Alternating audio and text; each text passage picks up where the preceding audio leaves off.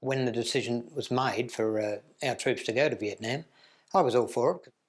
I volunteered to go, knowing that I would go.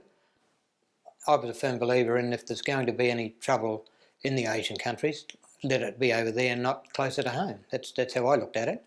I guess the end result didn't come out that way, but at the time that's what I thought. And if the trouble there, let us stop it up there and not here. I joined the Air Force to support Australia, and that's what I did. The crew was 4 in a helicopter, 2 pilots up front, and a crewman and a gunner in the back. The crewman was always on the right-hand side at the back, because that had the winch on that side. Without training, within a couple of days, just familiarising with the areas, familiarisation with the weapons again, and all that type of stuff. And I think it was in the first 2 weeks I had a rescue under fire with a winch operation, and seeing a foot and a leg blown off doesn't do you wonders at all. But you say to yourself, well, that's what I came here for, get on with it. In a full year over there, I think the average time spent working over there was nearly 300 days out of the whole year actual on combat duties. Well, I guess back in the past, the old wars, they went behind the lines for a few weeks and then they'd come up again. But every day you went out was a day you didn't know what was going to happen. So you're on duty all the time, and at any time it could turn into hell, basically. I think doing an extraction as a medevac or casevac, whichever, that someone's been wounded, perhaps on the ground, or he's been walked into a booby trap, a mine, anything like that, and you always know that there's going to be a problem. Possible legs missing, arms, and that wasn't such a good job. You always wanted to get them guys out as quick as you could and get them down to the hospital, and just hoping you could save their life. That used to cheer you up a fair bit when they were injured or wounded. Worse when they were killed, of course. It made you feel pretty ordinary, probably angry. However, next day was another day, back into it again. And this went on for nearly 12 months, the pressure you were under all the time. And I think that's where it got you. After 12 months, you'd had enough. The pressure was getting to you and it was time to come home, hoping you could make it home in one piece. I was lucky enough to do that, and unfortunately some of the mates weren't, but that's what war's all about. You've been flying around all these many days, hours and hours and hours, and sorties galore, and all of a sudden you got your bags packed.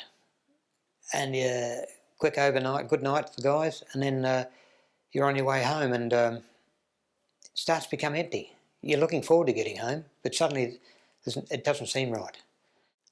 I think one of the things that let me down the most is you're home. A few weeks later, suddenly you're organised to go on another exercise, an army exercise, which is not what you really want after a year of continuous work like that. No one says to you, how you feeling or anything like that. That just didn't happen. Didn't happen at all. So what, you've been to Vietnam, you'll be right, get on with it. I had a lot of nightmares for a while. Probably when I came back I had more nightmares than what I did when I was even over there at times. These things play in the back of your mind. The Viet Cong are after you, or someone's chasing you, or what's going to happen tomorrow. That goes on for quite a bit, and you've got to sort treatment. If you don't, you suffer. It's a bonus to talk about it, and I think that is the downfall with the vets. They don't talk about it, and if you don't talk, you bury yourself. All the protesters at the time that upset a lot of people, they certainly upset me at times. Protesting against war, sure, there's always protesters, but almost taking it out on the people that went there, and I didn't like that. And I've always thought a bit of an angry spot in there. But you're only doing what you're down to do. You get on and do it, whether a government, no matter who they are, sends you over there to fight. You do your best. You shouldn't be put down, and I think we were a lot. No matter which way they go, you've got to be supported. It's the same with the war today. The guys are over there doing a job. They've got to be supported, and if they can get the support when they come back and all the treatment, it makes it a lot easier. We didn't have that at the time. It took a long time to sort that out. For a while, you could pick any date, and you knew on that date that your mate was killed or something went wrong. You know, these dates used to pop up quite often, but I don't think of them much now anymore. You never forget your mates or people, you know, incidents you've been in. You never do. They're always in the back of your mind, but you don't let it get you down. You think of it probably every Anzac Day. I do, and think of your mates you've lost and get on with it. That's how you survive.